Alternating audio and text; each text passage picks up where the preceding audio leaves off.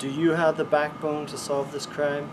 Well, I solved maybe 1/4 of the first act, so I didn't really solve anything. So this is Backbone, and it's a post-war narrative adventure. You're a raccoon private eye. You're named Howard Loader, and you're exploring like a dystopian Vancouver. I don't know why they said Vancouver, but like there's just anthropomorphic animals everywhere when you're walking around, and there's like foxes, there's like otters.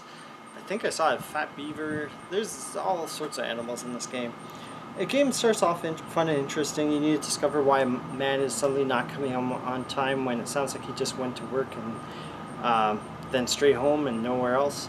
So change of scheduling patterns, and that's brings you in. It draws you in. Like, okay, why is this guy? So you want to know the mystery. Why is this guy doing what he's doing all of a sudden? And so that's what starts this game off. And it feels like a point and click game with like the occasional puzzles built in.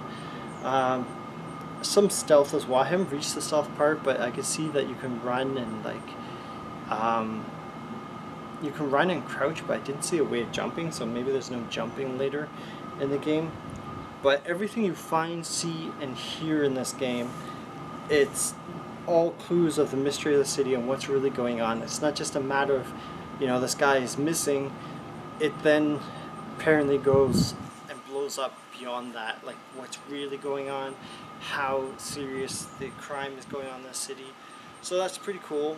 A lot of detective TV series and stories are like that.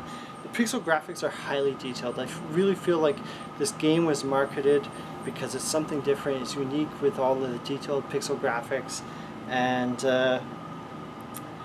yeah, it makes you wonder where you're going to end up next. Like, you start off in your office, which is sort of dungy and like you know, cluttered up, and then you go out to the streets where neon and like there's a lot more colors, a lot more people to see.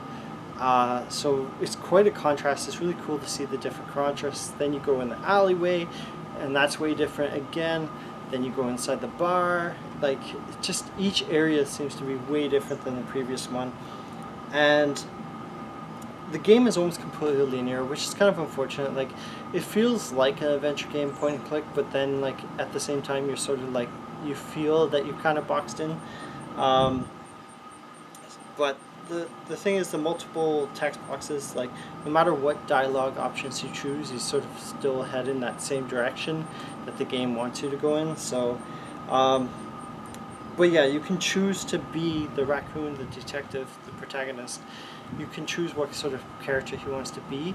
It doesn't have any consequences, but it's pretty cool to see. Like, you can either be rude to someone, or you can be classy, or you can be witty. So it's really cool that there's different dialogue, and you can choose how this character is going to be and behave, or use social finesse, attitude, crassness. The first few acts are wonderful. They draw you in. Then apparently the game takes a swerve. It's sort of into like sci-fi or something, and you know, some people apparently from the third act onwards, the story gets very sad. I don't know what that's about, but I heard it's very jarring, unfortunately, and the game sort of gets lost. Apparently, if you really like rich stories, it drew me in. I had to stop to do this recording. You probably like this game, but it requires a lot of patience and a lot of memory work because the story's pretty complex, and there's a lot of characters that have their own personalities in this. And so you sort of have to reflect on the characters' interactions and what they actually said. I've never played a video game quite like this, which puts you in a role as detective, and it doesn't sort of explain things heavy-handed. It lets you sort of absorb it and make your own conclusions, which is interesting. You don't see that very often, and it lets you experience it. If you're looking for a narrative-driven game, it's sort of hard to find now. We do get the occasional adventure game, which are hit and miss, but this is fully narrative. I'd say give it a chance. It's very linear, but it's a solid 7 out of 10. It seems to be memorable. Every person that I've read that have beaten it say that it deserves a sequel. Apparently it's getting a prequel, but that would be cool to see where the game goes from here, from the ending.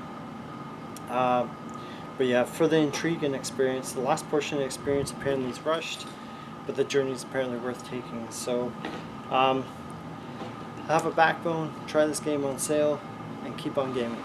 Ciao.